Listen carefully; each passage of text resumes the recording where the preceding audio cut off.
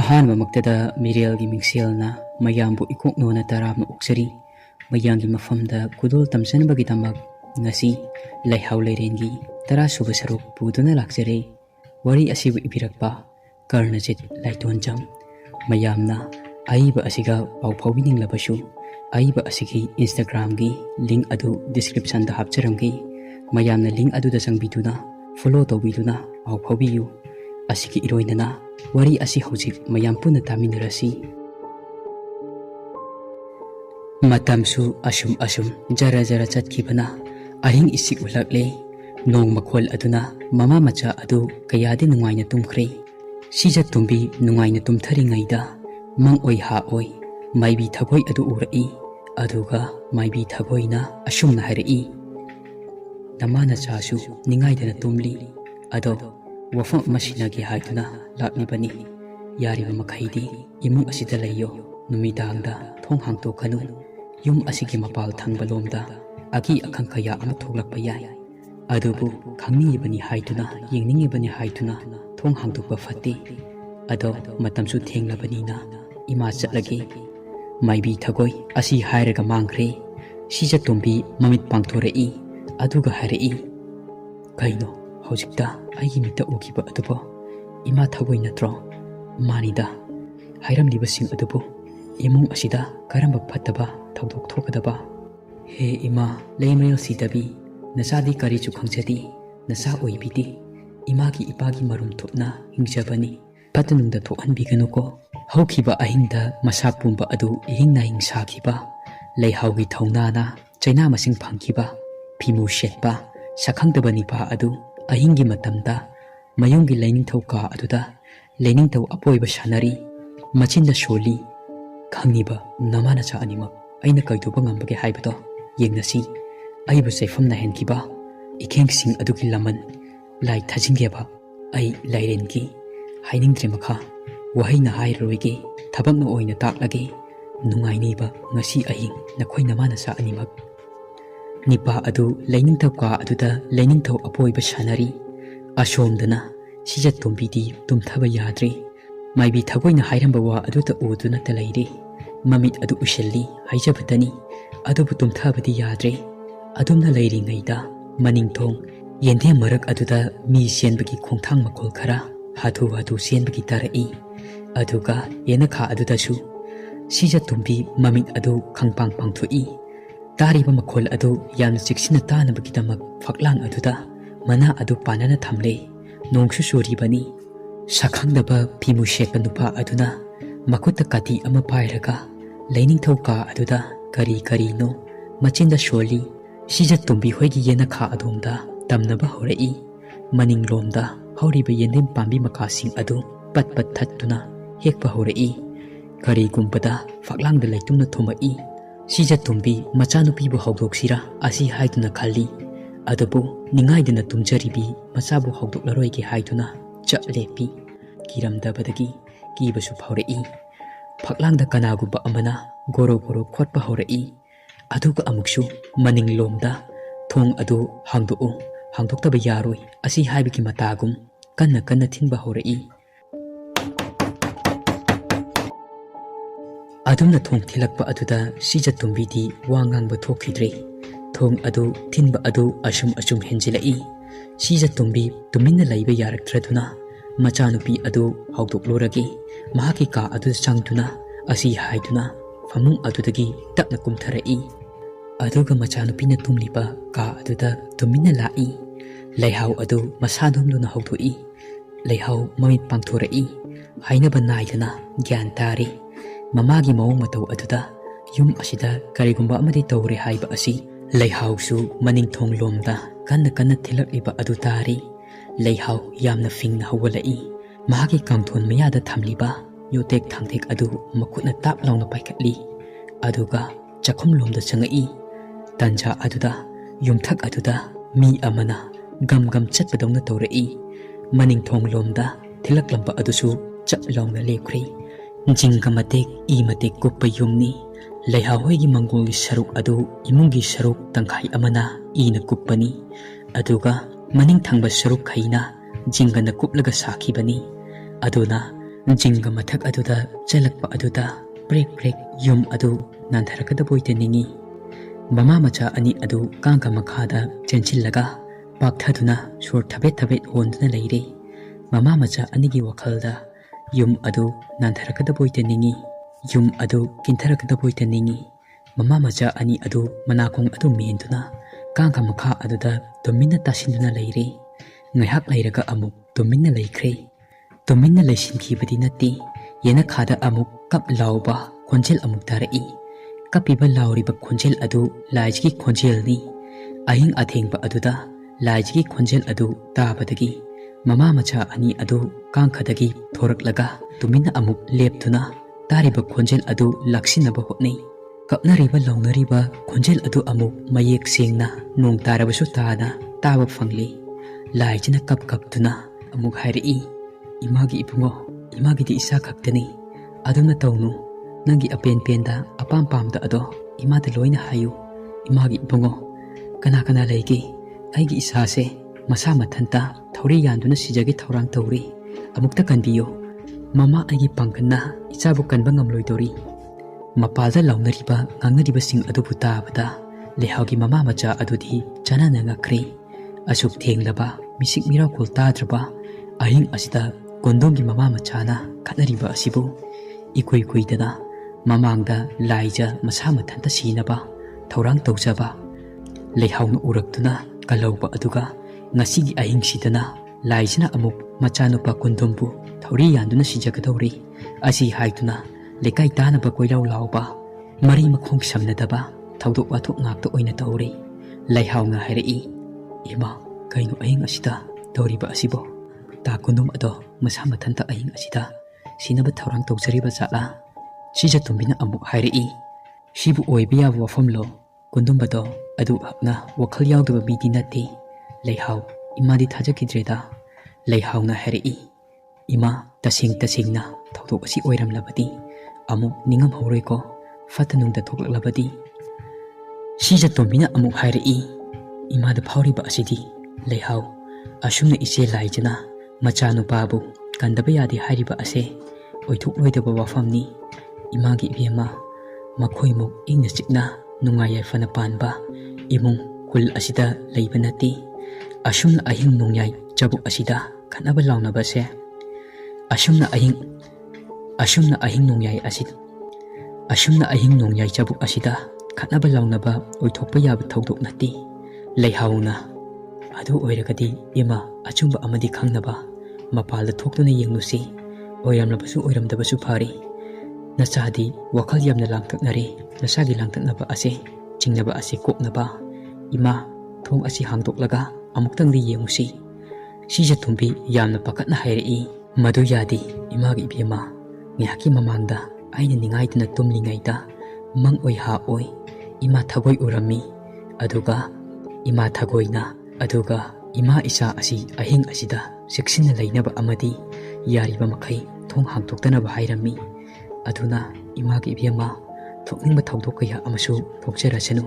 ima isadi imung asidagi machi lengba yade. Leihaugi mamana aduna hairakpa adudagi masagi langtaknaramba adu phagri. Leihau khantarai tha ama animukse athengba ahingda mi kauba itat tatana taba thoi ngasigi thawdok asisu mabok lairena thohalibani. Mama macha ani adu kudong thiba tanaba thawongni haiba asi khantarai ima kanararoi lamyai asida adum leptuna leibagi asigi sarukta phamungda changduna tumlurasi imung asidati lai fatabana karisu tawba ngamloi. Sija tumbi amadi Leihau kirabasu kina khangbatai. Leihausu mahaki phamung aduda tumba sankri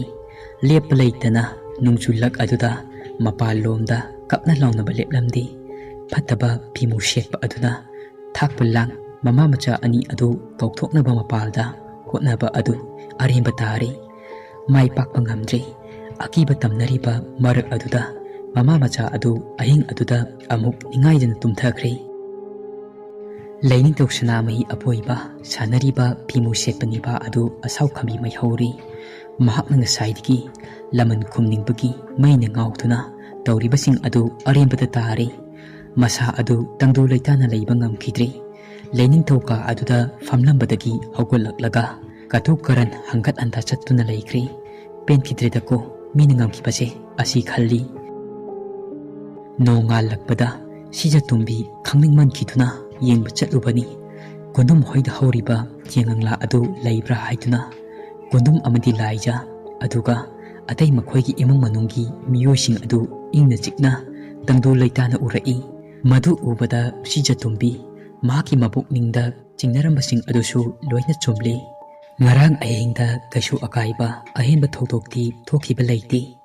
ꯌꯦꯡꯉꯪꯂꯥ ꯂꯩꯕ꯭ꯔꯥ ꯍꯥꯏꯗꯨꯅ ꯏꯁꯦꯝꯁꯤ ꯍꯣꯏꯗ ꯍꯪꯕ ꯆꯠꯂꯨꯕꯅꯤ꯫ ꯁꯤꯖꯇꯨꯝꯕꯤ ꯒ꯭ꯌꯥꯟ ꯇꯥꯔꯦ ꯃꯗꯨꯗꯤ ꯌꯨꯝ ꯑꯁꯤꯗ ꯉꯔꯥꯡ ꯑꯍꯤꯡ ꯊꯧꯗꯣꯛ ꯑꯃ ꯊꯣꯛꯄꯒꯨꯝ ꯎꯍꯟꯈꯤꯕ ꯑꯗꯨ ꯃꯅꯥꯀꯣꯡꯗ ꯇꯥꯍꯟꯈꯤꯕ ꯑꯗꯨ ꯃꯃꯥ ꯃꯆꯥꯕꯨ ꯑꯀꯤꯕ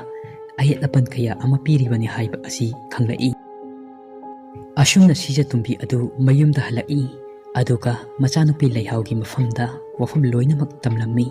ꯀꯩꯁꯨ ꯇꯧꯍꯧꯗꯦꯗ ꯀꯨꯅꯨꯝ ꯍꯣꯏꯒꯤ ꯏꯃꯨꯡꯗꯣ꯫ ꯂꯩꯍꯥꯎꯅ ꯍꯥꯏꯔꯛꯏ꯫ ꯏꯃꯥ, ꯂꯩꯈꯤꯗ꯭ꯔꯕ ꯑꯕꯣꯛꯀꯤ ꯊꯋꯥꯏꯅ ꯅꯠꯇ꯭ꯔꯒꯅ ꯁꯛꯈꯪꯗꯕ ꯐꯤꯃꯨ ꯁꯦꯠꯄ ꯑꯗꯨꯅ ꯃꯈꯣꯏ ꯑꯅꯤꯒꯤ ꯃꯔꯛꯇ ꯑꯃꯅ ꯉꯔꯥꯡ ꯏꯃꯥ ꯏꯆꯥꯕꯨ ꯃꯄꯥꯜꯗ ꯊꯣꯛꯅꯕ ꯁꯤꯟꯕ ꯁꯣꯏꯗꯅ ꯑꯣꯏꯔꯤꯅꯤ꯫ ꯀꯩꯗꯧꯅꯤ ꯏꯃꯥ, ꯏꯃꯥ ꯊꯒꯣꯏꯒꯤ ꯂꯥꯏꯒꯤ ꯊꯧꯔꯝ ꯑꯗꯨꯅ ꯃꯄꯨꯡ ꯐꯥꯕ ꯂꯣꯏꯁꯤꯟ ꯈꯣꯝꯖꯤꯟꯕ ꯅꯥꯏꯔꯗꯤ ꯁꯛꯈꯪꯗꯕ ꯐꯤꯃꯨ ꯁꯦꯠꯄ ꯑꯗꯨ ꯁꯣꯏꯗꯅ ꯃꯁꯛ ꯈꯪꯅꯤꯀꯣ ꯏꯃꯥ꯫ ꯃꯔꯛ ꯑꯁꯤꯗ ꯏꯃꯥ, ꯑꯩꯈꯣꯏ ꯑꯅꯤ ꯀꯩꯗꯧꯕ ꯌꯥꯏ? ꯐꯤꯃꯨ ꯁꯦꯠꯄ ꯅꯤꯄꯥ ꯑꯁꯤ ꯑꯩꯈꯣꯏꯒꯤ ꯏꯔꯛꯇꯗꯤ ꯂꯩꯔꯅꯤ, ꯑꯗꯨꯕꯨ ꯌꯥꯎ ꯃꯔꯛꯇ ꯂꯣꯠꯂꯤꯕ ꯂꯝꯍꯨꯏ ꯑꯁꯤ ꯃꯇꯧ ꯀꯔꯝꯅ ꯈꯪꯗꯣꯛꯀꯅꯤ? ꯍꯧꯖꯤꯛꯇꯤ ꯏꯃꯥ ꯏꯆꯥꯒꯤ ꯄꯨꯟꯁꯤꯗ ꯁꯤꯡꯅꯔꯛꯂꯕꯅꯤꯅ ꯍꯩꯅ ꯁꯤꯡꯅ ꯆꯦꯛꯁꯤꯟꯅ ꯂꯩꯗꯨꯅ ꯃꯥꯌꯣꯛꯅꯕ ꯇꯥꯏ꯫ ꯁꯤꯖꯇꯨꯝꯕꯤꯅ ꯑꯃꯨꯛ ꯍꯥꯏꯔꯛꯏ꯫ ꯏꯆꯥꯅ ꯍꯥꯏꯕ ꯂꯣꯏꯅ ꯆꯨꯝꯃꯤ꯫ ꯏꯃꯥ ꯊꯒꯣꯏ ꯂꯩꯔꯝꯗ꯭ꯔꯕꯗꯤ ꯑꯩꯈꯣꯏ ꯍꯦꯟꯅ ꯈꯨꯗꯣꯡꯊꯤꯅꯤꯡꯉꯥꯏ ꯑꯣꯏꯕ ꯌꯥꯏ꯫ ꯊꯧꯗꯣꯛ ꯀꯌꯥ ꯑꯃꯁꯨ ꯊꯦꯡꯅꯔꯝꯕ ꯇꯥꯏ꯫ ꯂꯩꯍꯥꯎꯅ ꯑꯃꯨꯛ ꯍꯥꯏꯔꯛꯏ꯫ ꯏꯃꯥ, ꯂꯩꯀꯥꯏ ꯇꯥꯛꯑꯁꯤꯔꯥ? ꯑꯍꯜ ꯂꯃꯟ ꯇꯥꯟꯅꯗꯨꯅ ꯁꯛꯈꯪꯗꯕ ꯃꯍꯥꯛ ꯑꯗꯣ ꯊꯤꯗꯣꯛꯂꯁꯤꯔꯥ? ꯁꯤꯖꯇꯨꯝꯕꯤꯅ ꯑꯃꯨꯛ ꯍꯥꯏꯔꯛꯏ꯫ ꯏꯃꯥꯒꯤ ꯏꯕꯦꯝꯃ, ꯑꯗꯨꯝꯅ ꯇꯧꯕꯁꯨ ꯍꯦꯛ ꯌꯥꯗ꯭ꯔꯤ꯫ ꯀꯔꯤ ꯑꯣꯏꯒꯅꯤ? ꯂꯩꯀꯥꯏ ꯋꯥꯋꯥ ꯂꯥꯎꯅꯔꯛꯂꯕꯗꯤ ꯃꯍꯥꯛ ꯃꯁꯥꯃꯛꯁꯨ ꯂꯩꯀꯥꯏ ꯑꯁꯤꯒꯤ ꯃꯤ ꯑꯣꯏꯕꯅꯤꯅ ꯏꯔꯥꯏ ꯂꯥꯏꯅ ꯈꯪꯕ ꯉꯝꯈꯤꯅꯤ꯫ ꯑꯁꯤꯒꯤꯁꯨ ꯃꯊꯛꯇ ꯃꯍꯥꯛ ꯂꯣꯠꯈꯤ ꯌꯥꯎꯅ ꯂꯣꯠꯈꯤꯕꯗ ꯃꯍꯥꯛꯀꯤ ꯈꯣꯡꯒꯨꯜ ꯑꯗꯨ ꯑꯃꯨꯛ ꯍꯟꯅ ꯂꯤꯕ ꯉꯝꯂꯣꯏ, ꯃꯐꯝ ꯈꯪꯗꯅ ꯃꯥꯡꯈꯤꯅꯤ꯫ ꯑꯗꯨꯅ ꯂꯩꯀꯥꯏꯒꯤ ꯃꯤꯑꯣꯏ ꯑꯃꯠꯇꯗ ꯍꯥꯏꯔꯔꯣꯏꯁꯤ꯫ ꯑꯁꯨꯝꯅ ꯃꯃꯥ ꯃꯆꯥ ꯑꯅꯤ ꯑꯗꯨ ꯋꯥꯔꯤ ꯁꯥꯟꯅꯗꯨꯅ ꯂꯩꯔꯤꯉꯩꯗ ꯃꯤ ꯃꯌꯥꯝ ꯑꯃ ꯀꯞꯅ ꯂꯥꯎꯅꯕ ꯍꯤꯛꯅ ꯍꯤꯛꯅ ꯀꯞꯄ ꯑꯃꯨꯛ ꯇꯥꯔꯛꯏ꯫ ꯏꯃꯥꯒꯤ ꯏꯕꯦꯝꯃ, ꯏꯃꯥꯗꯤ ꯃꯥꯡꯖꯔꯦꯗꯅ꯫ ꯇꯥꯔꯤꯕ ꯈꯣꯟꯖꯦꯜ ꯑꯗꯨ ꯃꯇꯧ ꯂꯩꯕꯤꯒꯤ ꯈꯣꯟꯖꯦꯜꯅꯤ꯫ ꯄꯟꯊꯣꯏꯅ ꯃꯍꯥꯛꯅ ꯁꯤꯗꯨꯅ ꯂꯩꯔꯝꯂꯤꯕ ꯑꯗꯨ ꯄꯥꯠꯇꯅꯤ꯫ ꯄꯥꯠ ꯃꯌꯥ ꯑꯗꯨꯗ ꯁꯤꯗꯨꯅ ꯂꯩꯔꯝꯂꯕꯅꯤ꯫ ꯂꯩꯍꯥꯎꯒꯤ ꯃꯃꯥ ꯃꯆꯥ ꯑꯗꯨꯁꯨ ꯊꯣꯡꯒꯥꯜꯂꯣꯝꯗ ꯊꯣꯛꯈ꯭ꯔꯦ꯫ ꯃꯌꯥꯝꯅ ꯆꯠꯅꯔꯤꯕ ꯃꯥꯏꯀꯩ ꯑꯗꯨꯗ ꯆꯠꯄ ꯌꯥꯎꯔꯦ꯫ ꯉꯥꯏꯍꯥꯛꯀꯤ ꯃꯇꯨꯡꯗ ꯄꯥꯠ ꯌꯧꯔꯦ꯫ ꯄꯥꯠ ꯃꯄꯥꯜ ꯑꯗꯨꯗ ꯃꯇꯧ ꯂꯩꯕꯤꯒꯤ ꯃꯆꯥꯅꯨꯄꯤ ꯌꯥꯏꯃ ꯄꯟꯊꯣꯏ ꯊꯋꯥꯏ ꯌꯥꯎꯗ꯭ꯔꯕ ꯑꯁꯤꯕ ꯍꯛꯆꯥꯡ ꯑꯣꯏꯅ ꯇꯥꯗꯨꯅ ꯂꯩꯔꯤ꯫ ꯄꯟꯊꯣꯏꯒꯤ ꯑꯁꯤꯕ ꯍꯛꯆꯥꯡ ꯑꯗꯨꯕꯨ ꯀꯣꯟꯗꯨꯅ ꯃꯇꯧ ꯂꯩꯕꯤ ꯑꯗꯨ ꯇꯦꯡꯊꯥꯅ ꯑꯣꯏꯅ ꯀꯞꯄꯤ꯫ ꯄꯟꯊꯣꯏ ꯑꯌꯨꯛ ꯑꯉꯟꯕꯗ ꯊꯝꯕꯥꯜ ꯍꯦꯛꯂꯨꯅꯤ ꯍꯥꯏꯗꯨꯅ ꯄꯥꯠꯇ ꯀꯨꯝꯈꯤꯕꯅꯤ꯫ ꯅꯣꯡꯒ ꯆꯨꯕꯒ ꯆꯠꯈꯤꯅꯨ ꯍꯥꯏꯗꯨꯅ ꯃꯃꯥꯅ ꯈꯥꯝꯖꯕꯅꯤ꯫ ꯑꯗꯨꯕꯨ ꯅꯝꯗꯨꯅ ꯄꯥꯠꯇ ꯃꯊꯟꯇ ꯆꯠꯂꯨꯒꯦ, ꯊꯝꯕꯥꯜ ꯍꯦꯛꯂꯨꯒꯦ ꯍꯥꯏꯗꯨꯅ ꯆꯠꯈꯤꯕꯅꯤ꯫ ꯅꯍꯥꯟ ꯃꯈꯩꯗꯤ ꯄꯨꯂꯞ ꯄꯨꯂꯞ ꯆꯠꯄꯅꯤ꯫ ꯉꯁꯤ ꯑꯌꯨꯛ ꯑꯃꯝ ꯉꯥꯟꯁꯤꯟꯅꯔꯛꯄ ꯑꯗꯨꯋꯥꯏꯗ ꯃꯍꯥꯛ ꯃꯊꯟꯇ ꯆꯠꯈꯤꯕꯅꯤ꯫ ꯏꯃꯥꯒꯤ ꯏꯕꯦꯝꯃ, ꯏꯃꯥꯗꯤ ꯃꯥꯡꯖꯔꯦꯗꯅ꯫ ꯏꯃꯥꯒꯤ ꯄꯟꯊꯣꯏ ꯑꯁꯤ ꯍꯥꯏꯔꯗꯨꯅ ꯀꯞꯄ ꯂꯦꯞꯂꯝꯗꯦ꯫ ꯑꯗꯨꯕꯨ ꯌꯥꯝꯅ ꯉꯛꯂꯤꯕꯗꯤ ꯄꯟꯊꯣꯏ ꯃꯇꯧ ꯀꯔꯝꯅ ꯁꯤꯔꯤꯕꯅꯣ ꯍꯥꯏꯕ ꯑꯁꯤꯅꯤ꯫ ꯃꯁꯥꯁꯨ ꯄꯥꯠꯇ ꯇꯥꯁꯤꯟꯗꯨꯅ ꯏꯔꯥꯛꯅꯗꯨꯅ ꯁꯤ ꯍꯥꯏꯕꯁꯨ ꯑꯗꯨꯃꯛ ꯅꯠꯇꯦ꯫ ꯃꯍꯥꯛꯅ ꯇꯥꯗꯨꯅ ꯂꯩꯔꯝꯂꯤꯕ ꯑꯗꯨ ꯃꯐꯝ ꯑꯗꯨ ꯀꯪꯐꯥꯜꯒꯤ ꯁꯔꯨꯛꯅꯤ꯫ ꯃꯁꯥꯗ ꯁꯣꯛꯄ ꯄꯟꯕꯒꯤ ꯗꯥꯛ ꯑꯃ ꯐꯥꯎꯕ ꯃꯁꯥꯗ ꯂꯩꯔꯝꯗꯦ꯫ ꯃꯇꯧ ꯀꯔꯝꯅ ꯁꯤꯔꯤꯕꯅꯣ ꯈꯟꯕꯗ ꯂꯩꯀꯥꯏ ꯃꯤꯌꯥꯝ ꯑꯗꯨ ꯑꯉꯛꯄ ꯑꯃ ꯑꯣꯏꯔꯤ꯫ ꯄꯟꯊꯣꯏꯒꯤ ꯌꯦꯛꯅꯕ ꯂꯩꯕ꯭ꯔꯥ ꯅꯠꯇ꯭ꯔꯒꯅ ꯄꯥꯠ ꯑꯁꯤꯗ ꯂꯥꯏ ꯇꯤꯟ ꯑꯣꯛꯅꯗꯨꯅ ꯁꯤꯔꯤꯕ꯭ꯔꯥ? ꯃꯥꯒꯤ ꯑꯣꯏꯕ ꯋꯥꯈꯜꯂꯣꯟ ꯃꯌꯥꯝ ꯑꯃ ꯄꯟꯊꯣꯏꯒꯤ ꯃꯤꯁꯤ ꯑꯁꯤꯒꯤ ꯃꯇꯥꯡꯗ ꯐꯣꯡꯗꯣꯛꯅꯔꯛꯏ꯫ ꯄꯟꯊꯣꯏꯒꯤ ꯑꯁꯤꯕ ꯃꯁꯥ ꯑꯗꯨ ꯃꯌꯨꯝꯗ ꯂꯩꯀꯥꯏ ꯃꯤꯌꯥꯝ ꯆꯪꯗꯨꯅ ꯄꯨꯈꯠꯂꯛꯏ꯫ ꯑꯗꯨꯒ ꯃꯥꯒꯤ ꯃꯊꯧ ꯃꯉꯝ ꯑꯗꯨ ꯂꯣꯏꯔꯦ꯫ ꯑꯁꯤꯕ ꯃꯁꯥ ꯑꯗꯨ ꯄꯣꯠꯂꯣꯏꯕ ꯂꯣꯏꯔꯦ꯫ ꯅꯨꯃꯤꯠ ꯑꯗꯨꯒꯤ ꯅꯨꯃꯤꯗꯥꯡ ꯑꯗꯨ ꯂꯩꯀꯥꯏ ꯃꯤ ꯑꯌꯥꯝꯕ ꯀꯤꯅꯔꯝꯃꯤ꯫ ꯈꯨꯜ ꯂꯩꯀꯥꯏ ꯑꯗꯨ ꯃꯍꯧꯁꯥꯒ ꯃꯥꯟꯅꯗꯦ꯫ ꯅꯣꯡꯁꯨ ꯑꯗꯨꯃꯛ ꯆꯨꯔꯤ, ꯂꯦꯞꯄ ꯀꯧꯕ ꯂꯩꯇꯦ꯫ ꯂꯩꯍꯥꯎꯒꯤ ꯃꯃꯥ ꯃꯆꯥ ꯑꯅꯤ ꯑꯗꯨꯁꯨ ꯅꯨꯃꯤꯗꯥꯡꯒꯤ ꯆꯥꯛ ꯇꯣꯛꯇꯨꯅ ꯃꯃꯥꯒꯤ ꯀꯥ ꯑꯗꯨꯗ ꯃꯈꯣꯏ ꯑꯅꯤ ꯑꯗꯨ ꯇꯨꯃꯤꯟꯅ ꯐꯝꯗꯨꯅ ꯂꯩꯔꯤ꯫ ꯊꯣꯡ ꯊꯣꯡꯅꯥꯎꯁꯤꯡ ꯑꯗꯨ ꯆꯦꯠꯅ ꯂꯣꯟꯁꯤꯟꯗꯨꯅ ꯃꯃꯥ ꯃꯆꯥ ꯑꯅꯤ ꯑꯗꯨ ꯇꯥꯁꯤꯟꯗꯨꯅ ꯐꯨꯝꯕꯪꯅꯗꯨꯅ ꯂꯩꯔꯤ꯫ ꯂꯩꯍꯥꯎꯅ ꯍꯥꯏꯔꯛꯏ꯫ ꯉꯔꯥꯡ ꯑꯍꯤꯡ ꯑꯩꯈꯣꯏꯗ laamba lai fataba ado oknaduna tawriba jatla sija tumbina amuk hairi khangde imagi bema handak matang asidi laikai khun ase mawong amani misi mina yamna toiri lai harauba matamda laigi leibawdasu yaukhrabani khangde ima isadi kari tawba ngamluni leihauna ima aidi yamna kiri kiba amasu sanana phawri leihausu masa adu akiba amal loinare aduna mathanta tumba tali mamaga puna tuminari numit adusu asumna thingchilai mama macha ani adu tumfam chafum khanglaktaba kuiri aduna isi sikai tumthakri ahing athengbada nupi amana tengthana woina kaptuna lerak konchang lambi lamjau aduda koina kaptuna chatli lekai aduda tanja chanaduna kaptuna chaliba nupi adugi khonjel adu taba yaunari kappa lawgi tengthakol adu tarubadagi mi kiba yaunari mi ayamba nimbu ngangnarei ahing michik Miraokhol tadraba matamda tengthana oiriba nupi amana lambi lamjauda chatli haiba asini kaithel aka agumda lekai miyamna handakti lekai asida misi mina toirakliba ase asigi maram ase kari oiba yai khun asigi lai haraubasu lairoi adusu adamak fajana loisinki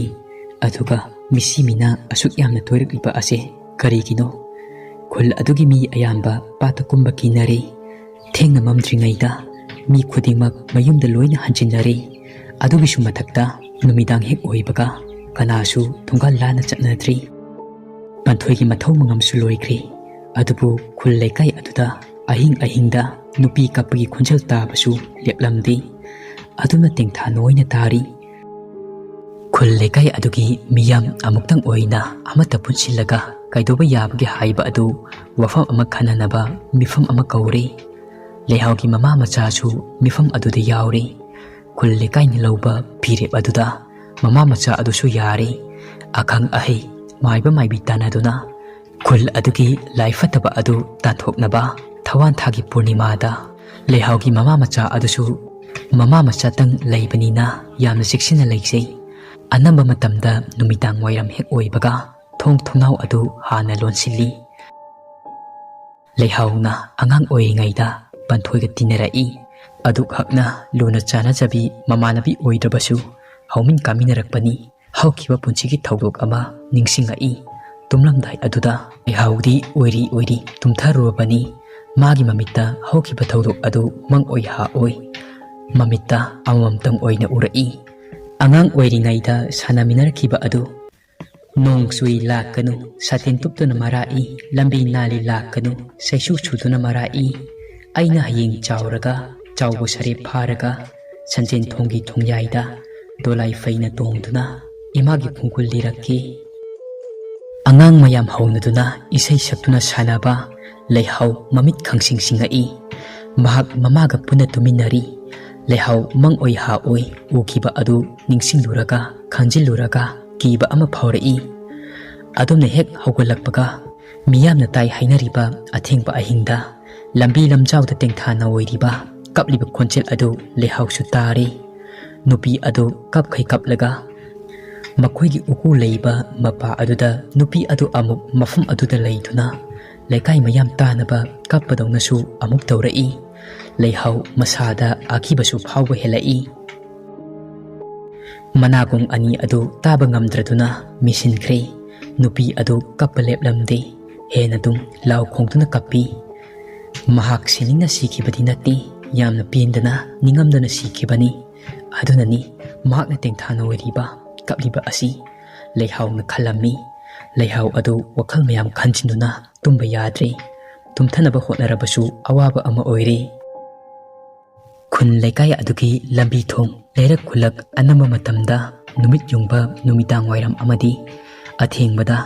mi tinbagum murum wari sanabagum itattatana tai sanariba wari sing adu midi amata natri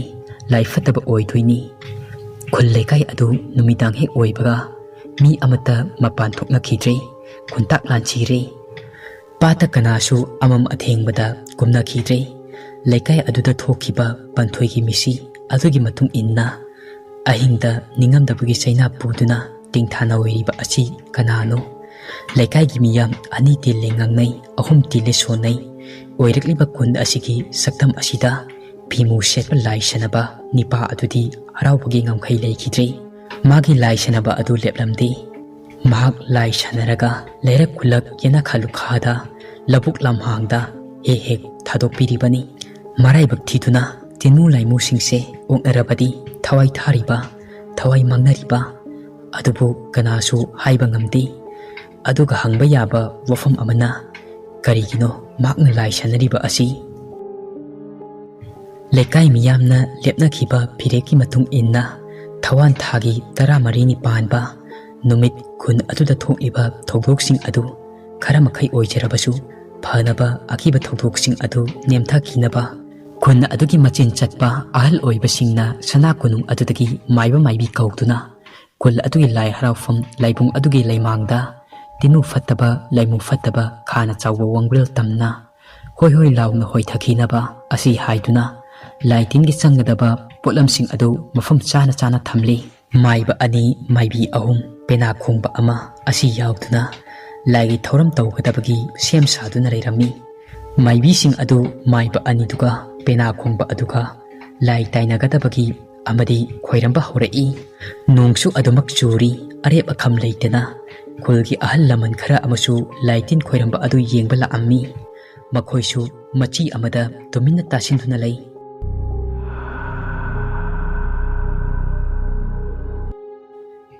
wari asigi tarasuba saru matang asina loisari wari asi pathokchaba matamda soikhi lankhiba yaorabasu mayam nagkpiyu adum oinamak mayam nungsibiduna channel asibu subscribe tawdubasingna subscribe tawbiyu amasung adom-adom gi marupsingda channel asigi matangda share tawbiduna makhoisu support tawhanbirau asigi iroinana mathangi numita wari asigi makha kari karam thokiba haiba adu mayam punna ngai minarasi